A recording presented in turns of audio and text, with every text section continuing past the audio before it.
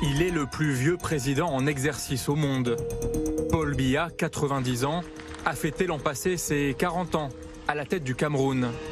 Et c'est d'ailleurs cette année-là qu'Emmanuel Macron était venu lui rendre visite. Une longévité dont Paul Biya s'amuse. Le mandat que je mène a une durée de 7 ans.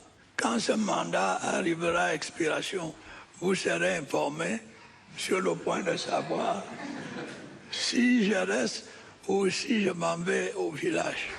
Un règne sans partage sur le Cameroun, première puissance économique d'Afrique centrale.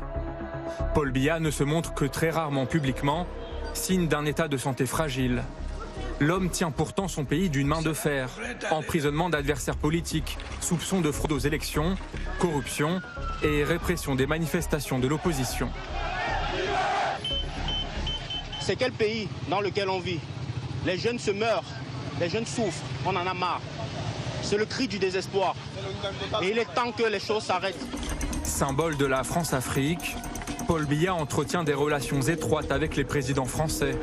Adoubé par François Mitterrand en visite au Cameroun.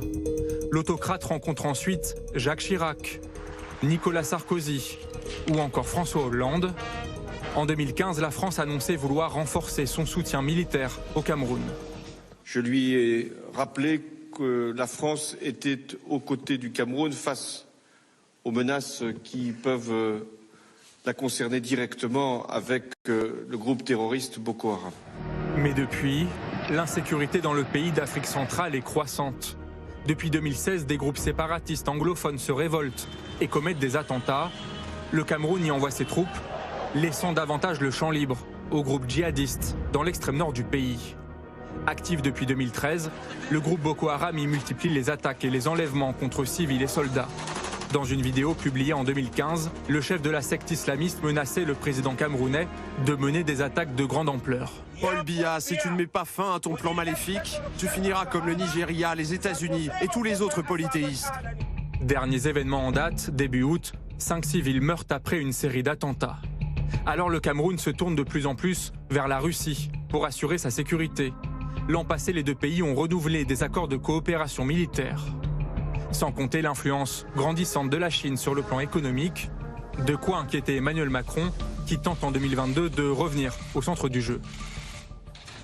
Nous sommes bousculés et parfois, peut-être nous étions-nous endormis, disant c'est notre précaré, personne ne va venir nous chercher, c'est chez nous, entre guillemets, hein, et pas de malentendu.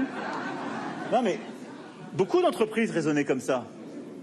Et puis, boum, la concurrence est arrivée à bousculer les positions acquises. C'est bien. Moi, je suis pour la concurrence. Après, je suis obligé de constater qu'il y a une concurrence qui utilise des instruments qui ne sont pas totalement les nôtres. Donc là, je suis pour la régulation. Signe de la perte d'influence de la France au Cameroun, la part de marché des entreprises françaises y est passée de 40% dans les années 90 à seulement 10% en 2021.